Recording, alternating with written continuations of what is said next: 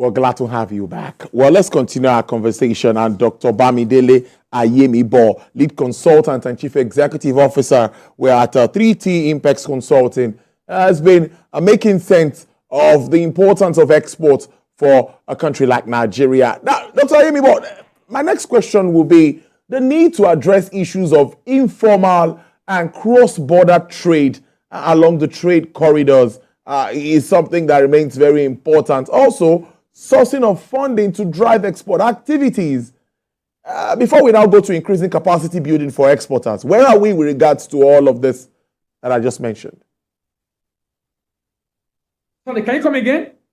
Okay, I am starting with the fact that the need to address the issue of informal and cross-border trade along trade corridors is something that is very important to aid trade facilitation. What do you make of that? Yes, I mean, it is so important actually because we want to formalize them, but there are no incentive to be able to formalize them, because if they're already doing it informally and we're trying to bring them in, they are the ones that will have to say they want to come in because of what government is doing to those that formalize their trade. So if you are going to be able to bring the informal into formal, then we then have to create incentive. And this is where some of the grants and subsidies that government have given in the past come in to be able to support in such a way that the people we want to even repatriate the fund in the first place and also want to come into the formal space.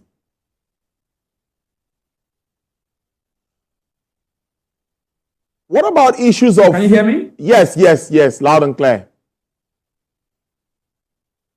Can you hear me too? All right. Yes. All right, let's now talk about issues of funding export activities and also increasing capacity building for exporters. How well have we done along that route? Those are the policy area I was talking about. Those are the policy direction I was talking about. The fact that we need policy around preparing small businesses for export to be able to get them export ready, also helping with the capacity building from existing exporters to be able to diversify their export basket. So, for example, we currently are shipping some commodities or some product or some manufactured goods, but there are some other products Nigeria have potential in that we are not doing so well in export. So, let me give a good example. We do a lot of commodity export, even though we need to move away from that. But the fact is still that we do a lot of commodity export, and it's not just Nigeria. US do a lot of commodity export. Netherlands do a lot of commodity export. A lot of countries do a lot of commodity export. So no commodity is bad in entirety, only that we also have to add value. But if we look at the commodity, we focus a lot of talk around cocoa, a lot of talk around cashew, a lot of talk around sesame. In fact, if you check the list of export products from Nigeria in terms of commodity and agro, you will see this product there. But there's other product like soybeans. Soybeans demand in the world. If you add the demand for maize, demand for cocoa, demand for cashew, demand for ginger, demand for sesame seed, add them all together, they are not up to the demand for soybeans in the world. And Nigeria can produce soybeans, but we're not looking at that. So we need to begin to build competencies on how do we grow this product in a way that we can be efficient and also have a very good yield per hectare and be competitive. So there's a need for a lot of capacity building, but for the new businesses, we need a lot of export readiness. Because in trying to grow the non-export volume, we should also grow the number of exporters. So do you know Nigerian exporter, according to Nigeria Export Promotion Council today, is not up to 1,500 companies. But we have over 40,000 importers. But we don't have up to 1,200.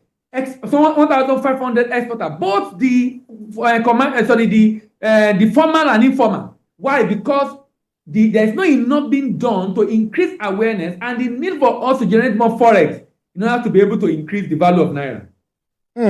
I like that point you stayed with. A lot of work needs to be done by, of course, the regulators and of also the business people. They need to really get in. There needs to be that understanding between both sides. But let's talk about the AFCFTA, which to me is also a very important initiative. Dr. Ayemibo, I don't want this to just look like the normal talk shop. We remember AGOA. When AGOA came, we talked and talked and talked, and Nigeria did not get the best of it. Yes, you know where I'm headed. So now AFCFTA is on the front burner, and it's been this back and forth. At the time, our manufacturers didn't want to key in. At the end of the day, they were able to sign. But what do you think? Are we on track to really enjoy the benefits of this market? Okay, now, the issue of AGOA is exactly the same issue we have with ETLS. We have a type of AFCFTA in West Africa called ECOWAS Trade Liberalization Scheme. So if we have, in 30 years, we didn't do well with ETLS. Of course, ETLS, the level of awareness is not as much as AFCFTA now, maybe because of social media technology, a number of awareness on AFCFTA. Now, all these agreements, particularly, I like to use analogy for the AGOA. AGOA is like giving a child less than 1 year old a turkey lap, well garnished, but he doesn't have teeth to be able to devour the turkey. That's exactly what happened. A lot of protein, a lot of benefit to derive, but inadequate capacity to be able to enjoy that benefit. I'm praying that will not happen under AFCFTA. I think we are on course on AFCFTA. My major concern was before that we were not part of the guided trade initiative that many other countries have been part of and be able to do trial shipment to be able to give report back to the National Action Committee on AFCFTA to be able to report back to the Secretariat in Ghana, really making progress. We have been, I think it was last month, we now have had businesses, a number of them that have been able to get contract and ready to trade, a number of them now doing shipment under AFCFTA, which is a good news. But what we now need to do is, look, we can't separate AFCFTA for the challenge of export in general. The same issue that is not making us to grow export right now is going to affect AFCFTA. And come to think of it, under AFCFTA, what we will sell and sell well and efficiently under AFCFTA is manufactured goods, value-added goods. And this constitutes more than 60-70% of traded goods in the world. The reason is because majority of African countries are either middle income, lower middle income, low income economy. And with the level of inflation all around the world, that has eroded their disposable income. So they are pretty much living for survival. So they buy personal healthcare products, food items, fast-moving consumer goods, things they need to survive. And these are manufactured goods. We won't be able to sell most of the commodities we sell to Europeans and Asians to them. Meaning we also need to encourage manufacturing.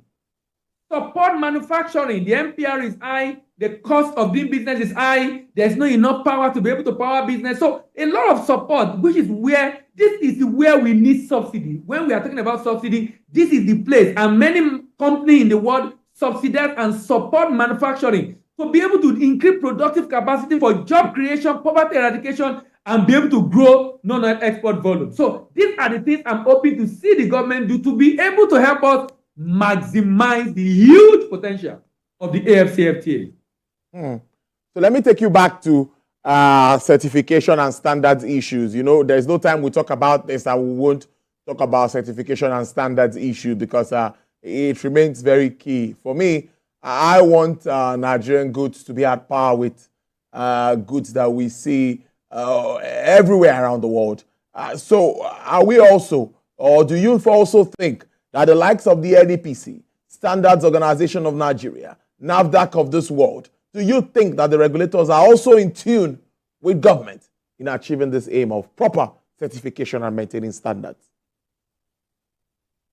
Yes, this one I will say yes. And I will say yes because I'm aware I've attended about 4 engagements involving NAFDAC in the last 2 months. 4 engagements involving NAFDAC, in which NAFDAC is doing a lot right now to stop the challenge of rejection in Nigeria. They had a number of issues around the way they are going about it, but they are having stakeholder engagement, and that must be commended. With the NAFDAC DG present herself, having direct conversation people asking her question with our director and resolving the issues. That, I say, must be commended. If what NAFDAC is currently doing is anything to go by, if we are able to follow through, if they are able to address the concern of the stakeholders, and they are able to ensure they do this thing in phases, so they don't put everything on their SEM at the same time and overwhelming them, but do it in phases and ensure that certification are done for different products out of Nigeria, I'm sure we'll solve that problem. They started the journey. It's a bit challenging because of the teething problem, but I think it's a policy in the right direction. The effort must be commended. The issue, the way they are engaging and the effort they are making to be able to interface with different stakeholders must be commended. And I think if this continues, we'll be able to reduce the issue of quality and issue around rejection of Nigerian products in the export market. So let's have an outlook for the segment. No matter how difficult it looks, can we have a projection? What's the outlook for the export market despite local and international challenges?